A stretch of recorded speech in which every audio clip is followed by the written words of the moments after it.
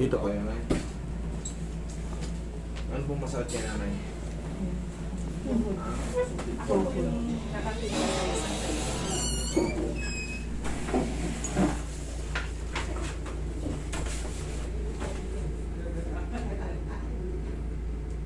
Osteoarthritis. Marginal osteophytic spar seen in the distal femur and proximal. Tibia and fibula and fascia. Oh my God. Yung ganito pong kaso, maaaring matanggalan yung pain. Pero hindi po ito maayos. Pud-pud na po na yung ano niya. Ayan. Warat-warat na po yung ano niya. Yung mga tinatawag nating medial meniscus, lateral meniscus, sira na po yan. Tapos, yung mga osteophytic na tinatawag, yung nakalagay dito, osteophytic spars. Ayan o. Yan po yan, yung mga bukol-bukol na yan, yung mga extension na yan. Makikita nyo, pati itong sa, ano niya, pati yung fibula niya, sira na rin. Sa lakas ng osteophytes. Sa lakas ng osteoarthritis. Ganito dapat ang tuhod natin. Tingnan nyo yung shape niyan, malinis. May ano, tingnan mo yung sa kanya. Wala nang ano, dikit na yung buto. Dapat yan nakahiwalay. Okay, tapos yung mga ganyan nag-extend na yan, mga bone spar yan. Yung mga yan, ibig sabihin, pag may ganyan kayo, severe osteoarthritis pag masyado ng malalaki. Gaya ng ano, yung osteophytes, tsaka osteoarthritic, magkapatid. Okay? Yan yun. Tapos, siyempre, pag may ganyan kayo, hindi na maiiwasan yung pagsakit-sakit ng tuhod nyo. Minsan, umihi lang kayo sa banyo, hindi na kayo makatayo dahil hindi nyo madiin, masakit. Pag natutupi, pag may babalik nyo ng ganun, talagang may malaki ang chance na ano, hindi ko madiin, masakit. Upo ka ulit ngayon, gaganong-ganunin mo. Kapain mo ulit ngayon para dumulas yung tinatawag nating femur at saka fibula para umano. Kumbaga mawala yung pagkaipit sa femur, fibula, tibia. Yung ganyan, ang gagawin natin sa ganyan, ito naman yung kanan niya ganun. Ayan o. Ayan ang daming mga buto-butong ano. Ayan mga yan, buto-buto yan mga yan. Yan o. Ayan, sira-sira na yan. Ano ba plus na ano? Opo, kalas, kumbaga, pero nangyayari talaga yan pag tayo umiidad. Ang gagawin lang ni nanay, magtutungkod lang kayo na pag nawala yung sakit talagang hindi na po yan, honestly speaking kagad, hindi po yan porque inayos ko, ay habang buhay ayos na yan, hindi. Pag kilos niya, pag hagdan niya, minsan sa hagdan, hindi niya maiti, kasi nga, wala na yung ano, wala na yung tinatawag na yung tibial plateau natin, wala na yung bed niya, hindi na kumbaga bones to bones na. Meron po kasi tinatawag na meniscus meniscus tibial plateau, yun yung pinakasahig nung nanggagaling sa taas yung femur. Pag tumingin yan, pag galing sa yung katulong ng bigat nyo, ouch, sakit gaganong-ganon si nanay. Ngayon, matanggal ko man yung sakit niyan, maglagay kayo ng knee support, tapos naka-cane na kayo. Para hindi hindi lalo. Kasi yung bigat nyo mapupunta sa kamay nyo, sa tungkod. Kumbaga, hindi mapupwersa. Kumbaga, dun kayo, yun ang tulong ng tungkod. Para hindi, yung purong bigat nyo ay tuhod kagad. Okay? Dun kayo sa tungkod. Para, habang umiidad kayo, lessen yung pain. Kasi darating at darating talaga yung panahon, sasakit po siya, wala kayong, hindi kayo makakatakas kasi nga, umupo kayo ng ganyan, mamaya-maya, medyo matagal, pag in-stretch nyo yan, tutunog. Ganon lang nangyayari. Siyempre, wala na po talagang, yung guide niya, wasak na. Ayun, nakikita nyo naman, nag-extend out na siya kung saan-saan nagtumutubo. May mga nakahiwalay na buto, makikita nyo. Yun po yun.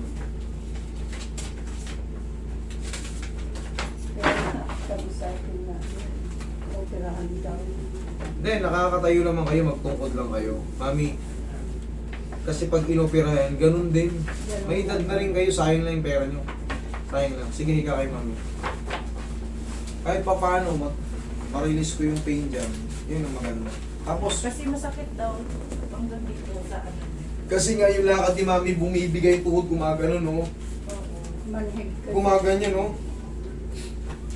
Siyempre, yung kasunod na joint, katagalan, iinda po yan. Yun ang totoo. Kasi medyo, nakita nyo naman kung gaano kalaki si nanay, matangkad si nanay, malaking babae. Siyempre, yung bigat, saan ba mapupunta? Puro pababa. Tingnan nyo yung paa niya. Tingnan nyo, halos bangal na. Oh. Oh. Nakapagano, no? Ay. Oh, ganyan, no? Napiki na. Wala na kasi yung lateral. Lateral lang nauna. Sige na, higa kayo. Meron kayo, pabili ka ng bandage. Pabili ng bandage. Paano na, mag-haplos-haplos kayo ng pau sa duda para mawala yung... Tsaka ito, pag kumain kayo ng bawal, nyari nakakain kayo ng mga kapal. Yung normal na binibili mo, huwag kang bibili ng ganito. Kasi medyo malaki si nanay. Di ba minsan, kumakain tayo ng adobo. Pag nasobrahan tayo sa alat, maaaring paghiga nyo sa bahay. Kumbaga, kung kailan napahinga tayo, kumikirot-kirot yan siya. Kumagirot na hanggang dito sa likod. Yes po. Wala, hindi tayo. Severe osteoarthritis yung sakit nyo na eh. Dahil yan sa taas ng dosage na alat na kinakain natin. Mas agresibo siya pag palaging maalat ang kinakain natin.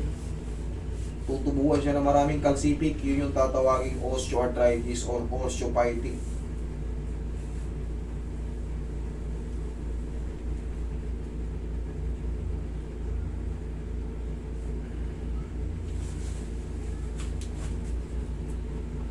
Hawakan mo dito, Roy. Relax na.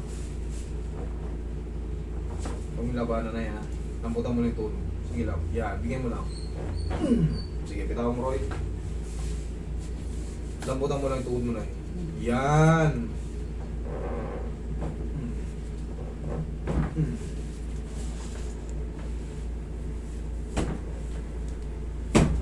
Thank you.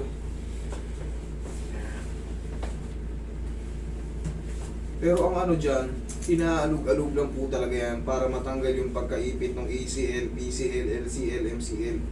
Madulas pa kasi yan. Ang problema yan, pag tumatayo tayo tapos mabigat tayo, siyempre, every walk natin, gumagalaw yan, gumagalaw.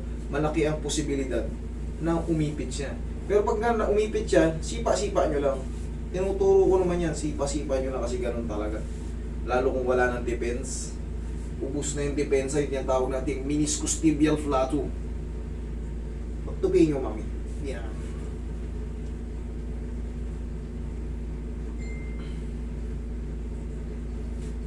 Masyado ng maraming calcific, kaya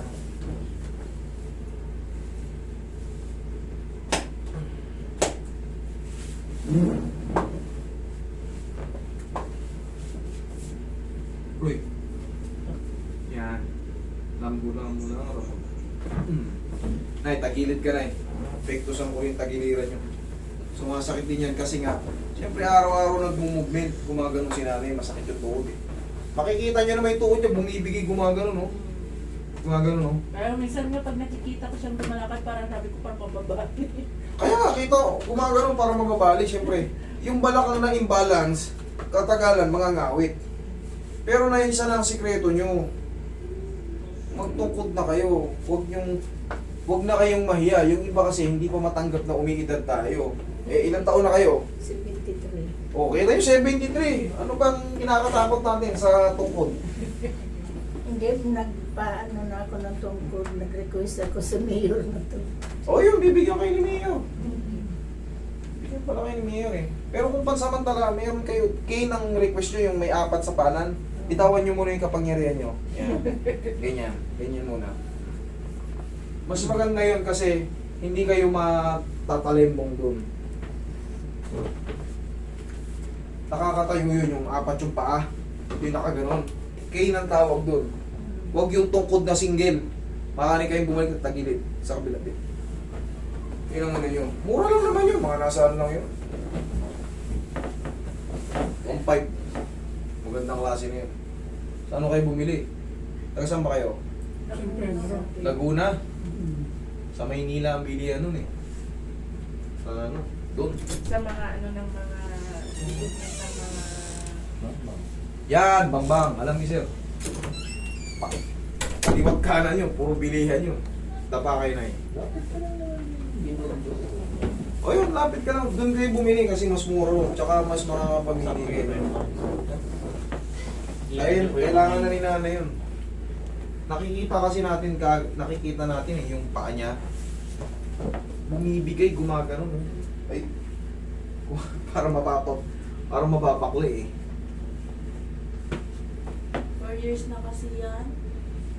Habang tumatanda ang tao, nangyayari talaga yan. Pag sira na yan, hindi na po yan nagre-regenerate. Kasi naglalakad tayo ng pilit.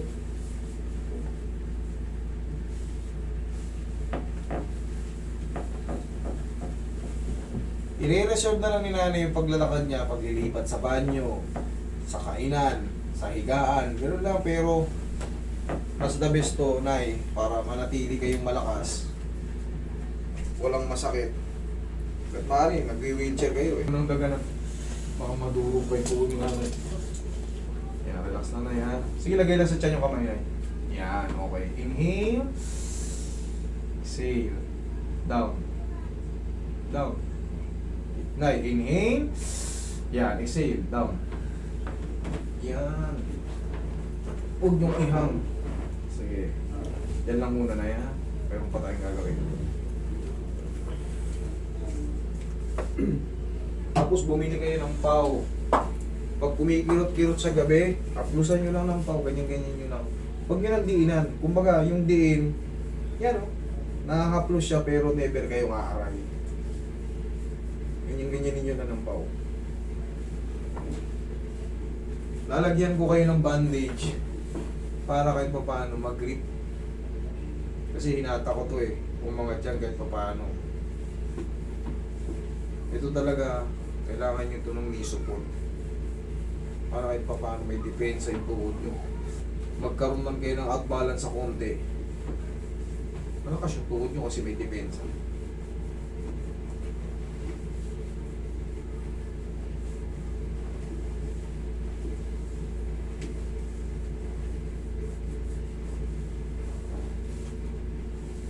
Okay lang kayo? Okay. Yan natin ang ano.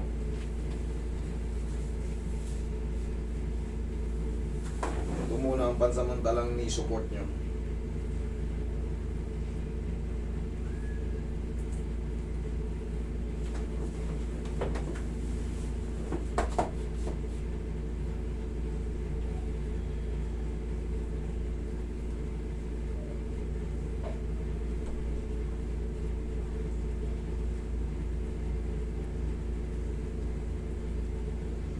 Tanggalin nyo to pag matutulog kayo, ha? Bakit? Kasi wala naman kayong mga open wounds, wala kayong sugat. Compression lang to para kung sakaling naglalakad-lakad kayo, para mag-grip lang yun ng mga suporta. No? Para yung tulog nyo, yung blood circulation, maayos yung ano. Okay? Sige na, tayo kayo. Subukan nyo. Tignan nyo kung ano mas maganda, yung ngayon o yung kanina. Check nyo.